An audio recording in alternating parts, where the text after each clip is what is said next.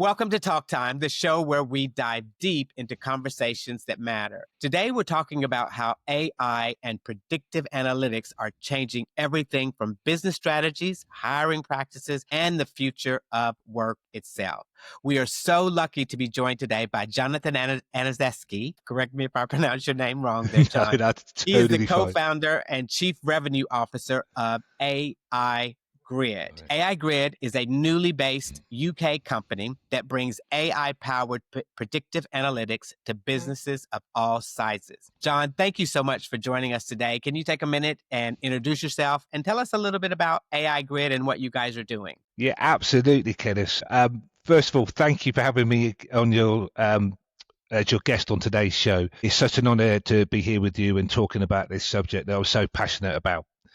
So who are AI Grid? You alluded to it there, Kenneth. We're a UK-based SaaS technology company, and we're making predictive analytics simple and accessible for all sized organizations. I think we're on a real mission to remove the complexity and the perception of data analysis by helping organizations of all sizes make better, faster, evidence-based decisions. Our AI-powered predictive analytics platform gives businesses informed insights that they need to optimize operations and drive business growth. Okay. Wow. Very, very interesting stuff. So I'm so glad to have you on. So without any further ado, let's go ahead and get into this key.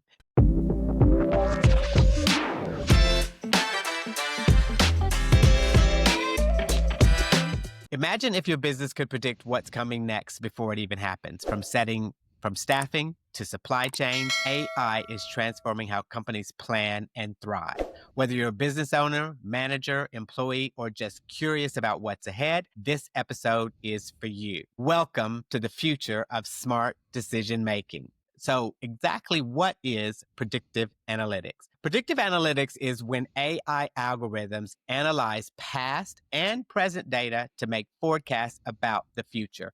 It's like having a little crystal ball for companies powered by data and not by magic. In basic, simple terms, you feed AI tons of historical and current data, and it predicts what is most likely the outcome and what will likely happen next. So, John, with that, can you share how AI Grid's new AI platform is helping businesses grow? Sure, yeah, love to. Taking this as a talk about small and medium-sized enterprises, public sector organisations, those of non-profit organisations. If they often lack the resources to systematically collect, process, and analyse data at scale. They just don't have the resources there to do that. Whilst on the other side of the coin, large enterprises, they can have the affordability, to go out there and do the manual data management on a day-to-day basis. But smaller teams struggle to unlock the full potential of their data. And that's a big concern to us at AI Grid. Without efficient tools, critical insights remain out of reach for them. And that has a huge ongoing impact to their efficiency, their innovation, and their competitiveness in their marketplace for them to get that competitive edge, against those that they're competing with. AI Grid, our kind of AI-powered platform, we automate the process of the data aggregation, the harmonization of that data, the cleansing of that data, and we give them the predictive analytics out the back of it, incorporating AI models into their data sets. And thus, really, the aim of what we're doing is to remove the barriers of cost and truly empowering the businesses to attain that competitor advantage and that pathway to longevity based upon their meaningful data. Wow. Yeah, that's very powerful. So AI and predictive analytics isn't just about sales anymore. It's also about transforming how companies manage their people. So, John, with that being said, what do you think are some of the real world impacts of AI predictive analytics that you're seeing? I think this is a really, really great question, Kenneth, that you're asking there. And, I think most companies, again, rely on multiple disconnected systems to manage their day-to-day operations. But as a result of that, I've seen the inbuilt impacts are that their data becomes very siloed. It becomes inconsistent. But most of all, I think it's really, really difficult to analyze in real time. Right. And what does that bring? That brings like delays in decision making, efficient resource allocation. As from past organizations, unplanned downtimes are common. often resulting in budget overruns and missed deadlines. I'm also observing that many businesses who are historically established, right, they're all at, within their marketplace, they're all at Yeah. different stages of growth points within their given industry, and they're looking at how to really make the next jump to the next level of growth, their next level of expansion, or indeed looking at ways to improve standards of the given industry that they're in, right? However, they are all faced with the same barriers of not being able to make informed, strategic decisions to achieve their aims, their growth, their changes in legislation, because they have no way of extracting the meaningful data to base their judgments on. So with that in mind, let's take a mid-sized organization. Again, their organizational profile, being established with their chosen industry, it's good. They've been there, established for a period of time. Yeah. Their revenue performance is steady but static. Okay, but they do, and they want to drive forward to that next level that we just talked about. But they do not have the access, the knowledge, the skill sets to extract those golden nuggets of insights, or that, and again, around the predictive insights, to make those informed decisions, to make the next steps of growth. Again, on a 3, 6, 9 month forecasted basis, they just don't have that available to them. So, again, they have another example they previously mentioned. They have many forms of dispersed data sets, but they don't have the in-house skill sets to manage and analyze their data. But even if they did have all of the above that I've just spoken about, and they did have the budgets to do that, and they had the resources to do that. Yeah. Currently, at the moment, it is really all a manual and time-consuming heavy process, leaving more often than not being left behind their competitors because they're too delayed in actually really making predictive decisions of growth. Wow. So at AI Grid, we help business to unlock these efficiencies, right? Okay. We're cutting costs, we're boosting performance, and we're driving innovation, right? I mean, this is staggering. Even a 5% boost in resource optimization can cut wasted capacity by up to 30% in organizations. It's that impactful, Kenneth, Yeah. So again, our AI platform machine learns complex data patterns, and by predicting future outcomes, again, we're really empowering businesses to optimize and drive growth. Wow. I mean, it sounds like you guys are doing some incredible work over there at AI Grid. So it's all very fascinating. So, let's talk a little bit about, the workforce and how, we're using AI predictive analytics, in terms of the workforce. How is predictive analysis changing companies' hiring practices and managing talent and transforming human resources? So let's kind of have a little chat about that. So when we think about recruitment and selection, I did some research, and basically AI-powered tools automatically screen and score candidates, cutting hiring times by 85% and reducing biases. So what's your opinion on that kind of recruitment and selection, and how AI analytics is used, how companies can use that analytics to, help them in the recruitment process? I think it's brilliant, first and foremost. I mean, again, those figures, take that 85%, right, of cutting hiring times, right? So again, being somebody that's gone through the hiring process multiple times, you could be, you're cutting that time down, from 3 to 4, maybe 5 months of going through the complete hire process, doing the second round of interviews, doing the third round of interviews. That 85% is massive. For doing that. But I really like the touch on where you're saying reducing the bias. And I think with a carefully thought out plan, I think with any plan, there's got to be a plan of planned out the right way in a plan of action. So I think it's really important to clarify your objectives first, especially when you're going to be doing that hiring, especially theirs. Looking at your organizations, are you aiming to I just talked about aiming to reduce the time to hire? Are you looking to enhance the quality of hire that you're trying to there? Are you looking to promote diversity? Or really, a good thing that I think is to minimize new hire turnover by, hiring those enhanced quality of hires and really making your organization diverse. But any one of those that you do, or maybe all of those, I think you really need to have a clearly defined goals that will guide your predictive analytics strategy and really help your organization assess its effectiveness more efficiently and accurately. Yeah. And I think once you've done that, wow, how powerful could that be? Yeah, it's interesting because I was having a conversation with someone the other day, and as you know, I was laid off earlier Yeah, this year, still looking for a job, submit applications daily. And of course, every time I submit an application, especially if you look at LinkedIn, you can see how many people have already applied. And of course, in most of these roles that I'm looking for, yeah. there could be anywhere from 50 to 100 applicants applying for that job.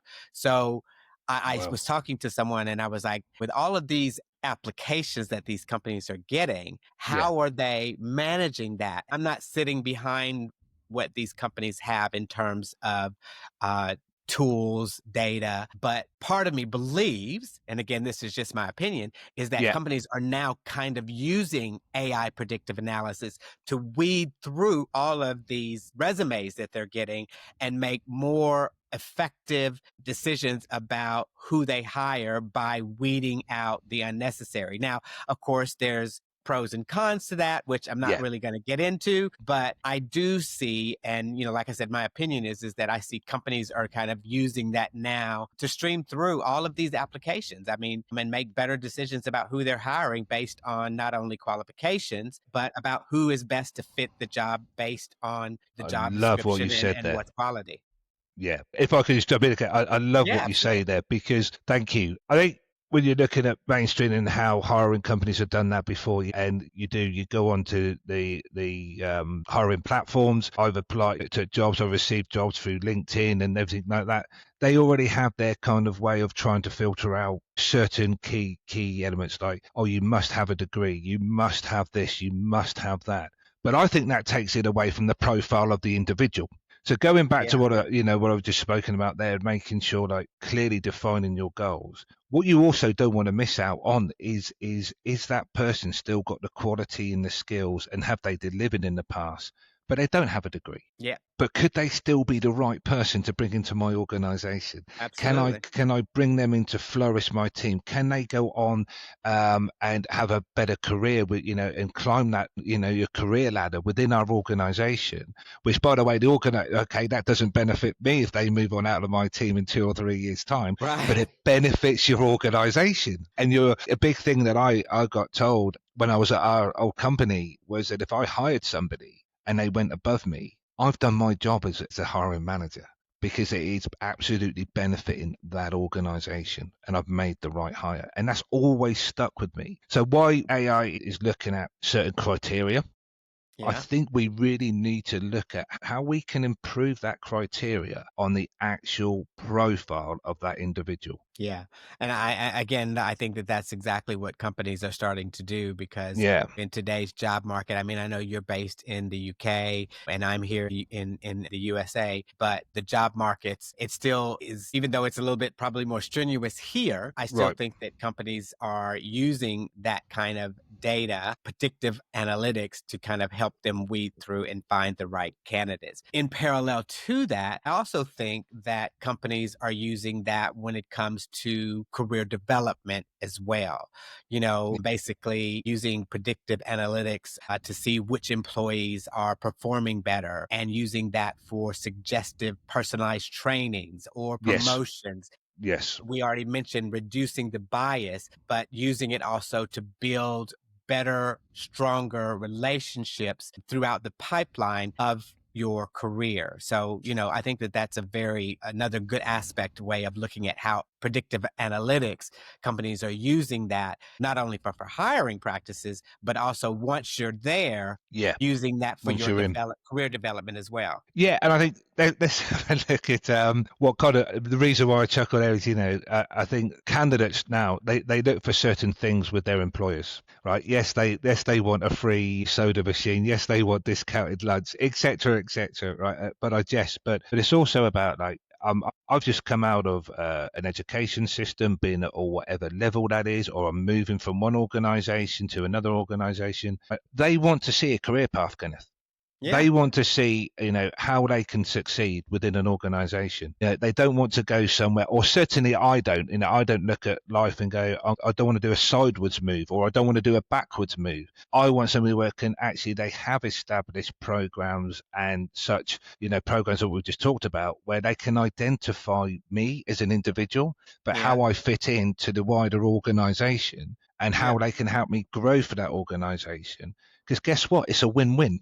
It's a Right. win-win for me, and it's a win-win for that company because it attracts more Absolutely. loyalty for a Yeah. start. And I think in this day and age where I see more and more individuals just being in a job for 18 months, 2 months, and are jumping and jumping and jumping, jumping ship to organize, different companies. I think it's extremely important that companies and hiring companies need to have a well-established career path, but also being able to identify, especially if you're in a mid-sized to enterprise organization, Yeah. and everybody's fighting for that next job. Everybody's, fighting for that next layer of management and so forth, to really be able to put in good practices and best practices that we've just spoken about to identify me as an individual and why I should invest in your company is because actually Right. my company's invested in Yeah. you as the employee. It's a win-win. Yeah. I mean, that's a really positive way to look at how companies can use predictive analytics. So yeah, that's a very powerful information. So let's talk about small to medium businesses. Some of them want to adapt AI forecasting. So let's discuss a little bit about the benefits that companies can expect in using AI predictive analytics in their business. Again, and you and I talked about this before, and it all comes down to accuracy and data. Yeah. So let's talk a little bit about how you are helping companies to clean their data. I think you used a better word for it, but I'll let you explain that. Thank you very much. Well, I've been dying to say this phrase, but I don't think there's an AI strategy without a data strategy. I really don't. I think it's very important that organizations, first of all, going back to what we said earlier on about the dispersed data sets, unstructured data as well. A lot of organizations have a lot of unstructured data, and they don't know how to pull that in, and they don't know then how to really correlate that data. And what do I mean by that? I mean harmonizing that data where they That's get the a word. view. Yeah, perfect word to use is harmonization. And it's around that piece of where all these data sets, you can have a view of all these data sets merged all together to give you the outcomes to make those strategic decisions on, and have that view of all that harmonized data in one single kind of pane of glass, or singular panes of glass, or however you wanted to break that down to depending on the outcome. But certainly, I mean, the first challenges, and a lot of challenges that I see out there, is the real quality of data that people are holding on to. They have this data, they put it all into their big company's data lake, right? Yeah. But then it's actually stagnated there. So what do I mean by that? Clean data and having a good data posture is about really turning that data into, harmonizing that data and cleansing that data, so you've got a real good, clean starting point to do that. And part of Yeah. the platform of AI Grid's platform of what we do is we automate that harmonization and that cleansing on behalf of our clients, because I do see that as a challenge, because people, again, just a lot of organizations, to the points that we had before around, don't have the skill sets, don't really understand how to handle their data. They don't know how to even, sort of reach that harmonization and cleansing point. So, but it's extremely important to have that foundation in place, to have a clean data set, to then start to bring in the predictive element into that. Yeah, and I think once, from what I've read and from what I've been investigating, I think once you get that quote unquote harmonized data, it basically leads to more efficiency and to more cost savings, because companies can better forecast in terms of optimized inventory, staffing, resource allocation, and also look at how they can cut costs and improve productivity. So, that's All of those. Yeah. another really important aspect of having that clean data brought into one kind of central place where you can then use that in a more productive productive way. You summed up really well there, Kenneth. And if you're looking at that data quality and bias that we've spoken about, AI forecasts rely by and large, on large, accurate data sets. So if the data is biased or incomplete, it then can skew the predictions, right, which then defeats the object. So, but by having that real quality of data, going through that process really allows you to then accelerate onwards. Yeah. And ultimately that leads to improved service. Predictive analytics can, ensure that the right products and right staff are available when they're needed. And ultimately that can help boost customer satisfaction. So it's a win-win situation, not only for employers, but also for employees and the companies that are utilizing these business for in whatever capacity. It's a kind of a win-win situation. I agree. It's a greater return on investment. Take I'm going to put out there a scenario, if I may. Yeah, absolutely. Yeah, you have hospitals. They have porters. Their porters are challenged to go out and deliver or complete, should I say, deliver an action, but also complete jobs. And that's all going on a 24/7 cycle for these hospital porters out there. So not to cut you off, but porters, I think you're saying that in the UK. What are porters? What would we language barriers? They're the ones that actually would, for example, would take a patient from ward A from one side of the hospital over to port B to the other side of the hospital. That's what I mean by Thank you. Right. Orderlies. Okay. Yeah, I know. It's the difference in the UK and British English, So you guys say porters. I'm going back to when we used to work together and I was living in the UK. It took me a while to get used to the difference, but just for our viewing audience. Please tell them, Kenneth. Please tell them. When we're talking about porters in the hospital, we're talking about and I'm not talking London English here as well, right? So there's no Cockney coming out at all. It's supposed to be the King's English now. Right. I was going to say the Queen's English, but yeah, you're right. It's now the King's English. I paused myself on that because I was getting close to saying the Queen's English. Anyway, continue. But it's about we've recently done some work with a hospital. They're sending their porters out. They have no idea the effectiveness of that porter in terms of where are they in the building, where is my nearest porter, how many times did these porters how long did they have to travel, how long did it take them time to do that job. What if we had actual porters actually permanently sat in area A and not dispersed between A and B? Could we then go and do that job quicker? They have KPIs to finish that job. Can we actually deliver those jobs more swiftly, more quicker? And if so, that means I'm not being able to pay a KPI penalty out to my customer and so forth. Absolutely. Yeah. The return on investment by, gathering all that data, gathering all their job data into our platform and running that through gave them a 40% return on investment. Yeah, I mean, that's all about resource optimization and cutting costs, so that's a very good aspect. And more efficiency. They could do more jobs. They could do more jobs as well. It's not all about one thing. I think is very clear here is that I think like the predictive side of analytics and AI in general should not necessarily all be about replacing the human element. Right. And I think that's a key thing to say. It's about how you can actually do more with that human element. How can we achieve more? How can we enhance our human elements and, our human workers out there to do a much more efficient job, but also meaning that the companies see a greater return on their investment of these, of the employees and the humans that they're employing to do their job. But being advocate of AI and, so forth doesn't replace all human elements. Absolutely.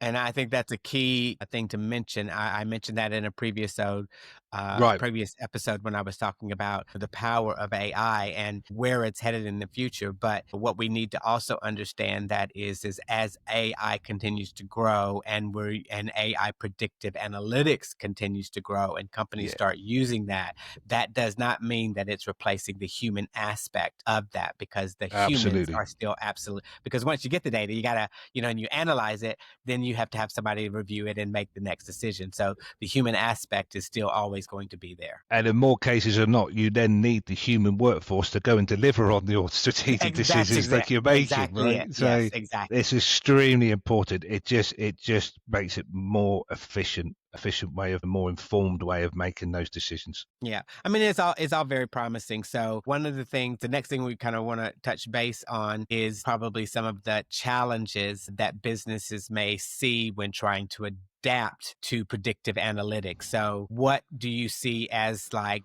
the biggest challenge for companies that may be looking into investing in predictive analytic software? Well, another good question. You've got a lot of good questions today, which is great. I am going to bring it, the obvious of what we spoke to, but I won't touch on it too much. But that is the data quality and the bias. Again, relying on specific AI, relying on the accuracy of the data sets. Again, the data again is biased or incomplete. It skews everything. It skews those predictions, right? So really, that's one thing I would say is a challenge for organizations out there, being them able to get to that point of clean data and removing the bias. That's one. With everything in the world we're living in today, Kenneth, especially coming, sort of from a cyber and a privacy perspective. So I think privacy and security. I think we need to make sure that the sensitive data needs really strong safeguards to avoid misuse or breaches. Yeah. And that's just all around that infrastructure, making sure you've got your security and infrastructure secure and nailed down. I love how you say privacy. Going back to my King's English, my lord. I missed the UK, so when you said that, I'm like, I kind of lit up. Like, yes, I like that word better than privacy. Sorry.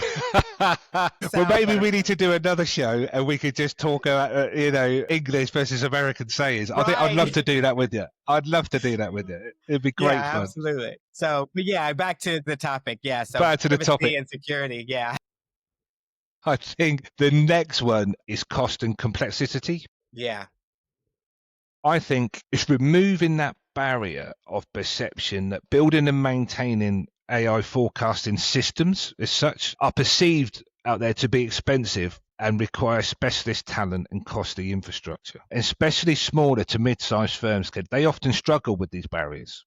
Exactly, as we've talked about. I think like people think, you need to go and spend 10, 15 million pounds on building a great big infrastructure and then really kind of in the big systems to try and deal with all this. At AI Grid, we don't, right? So it doesn't have to be costly. It should be accessible out there to everyone. But that barrier is something that, AI Grid, we're looking to change. We're looking to change that perception.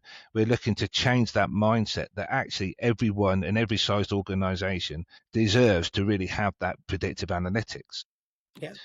So we're a prime example of removing those, cost barriers.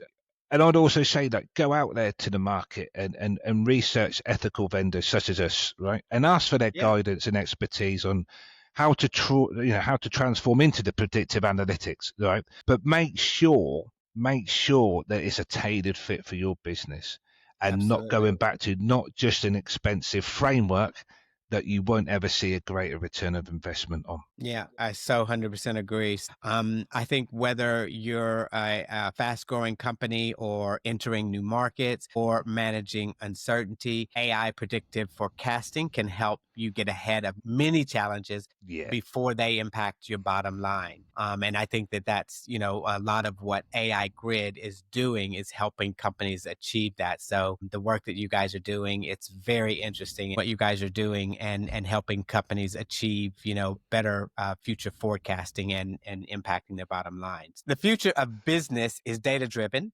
strategic, and ready for what's next. If you're ready to stop guessing and start scaling, AI Grid is here to help. So, John, any last comments or closing statements before we start to wrap things up? Yes, thank you, Kenneth. I think my leading thought to everybody is I think predictive analytics has the potential, if used correctly, to revolutionize an economy. I think it's that powerful. I really do. Yeah. It does not need to be an expensive outlay to adopt to predictive analytics, despite what perception is telling you. So the message is don't be left behind while your competition is accelerating in front of you. Absolutely. Good point. And lastly, I wanted to say how grateful, Kenneth, apart from my English isms, is to you and your audience, right? Your wonderful, beautiful audience. I want to say how grateful I am to you all in giving me the opportunity to be part of today's show. Yeah. Excuse the pun, but I think it's been extremely insightful. Yeah, it has been very insightful, which is, why I, connected with you to talk about this because, So grateful. me, AI predictive analytics was something that I really thought about in terms of being, a job seeker and wondering how companies are weeding through all of the resumes and things to find the ideal candidate. Now, Yeah. obviously, I'm still waiting for my call back. You might get a lot But after this. yeah, Yeah. I might, but I know that that is something companies are doing, which is why I thought that this would be a really good conversation to have. Yeah. The other Agree. good part of that is that what you guys are doing, you guys have created this company to help businesses achieve that. And I thought that that was very fascinating. So I wanted to also give you an opportunity to let people know what AI Grid is doing. And although you are UK based, I think your predictive analytics is to grow from there and Absolutely. grow within EMEA and then also ultimately grow within the US. So, you know, if there's anybody out there that is looking for a company to help them harmonize their data, you can always reach out to John. And I'm showing the AI Grid link there. So that's the link to their webpage. So you can reach out to them there. You can also reach out to John directly via his LinkedIn profile. So I'm showing his LinkedIn profile there. I'll also put that Wonderful. in the summary of the video when it's uploaded so that you have that information. A lot of good things that you guys are doing there. And I wish you all the success in your business. So Thank you for the opportunity, Kenneth. Really appreciate it. absolutely. So, thanks for my audience. Thank you guys for watching today. Thank you. If you found this helpful, please don't forget to hit the like button, subscribe for more talk time conversations that matter. Also, share your thoughts in the comments. What are your Mm. thoughts on the future of AI and how predictive analytics is changing the world? Let us know. We'd love to keep that conversation going. Been So, really good. thank you. Yeah, absolutely. Thank you, John, for being a part of the conversation today. My pleasure. To my audience, tune in next week. We will be diving more into conversations on mental health this time. And we're going to be talking about the power of me and mindfulness with a mental health nurse practitioner. So we're going to explore challenges for anyone navigating job searches and the importance of mental health and how to deal with the uncertainties of our ever-changing world. So, John, thank you again for Thank you, sir. attending today. I appreciate it. Ciao, everybody, for now. We'll speak on the next one.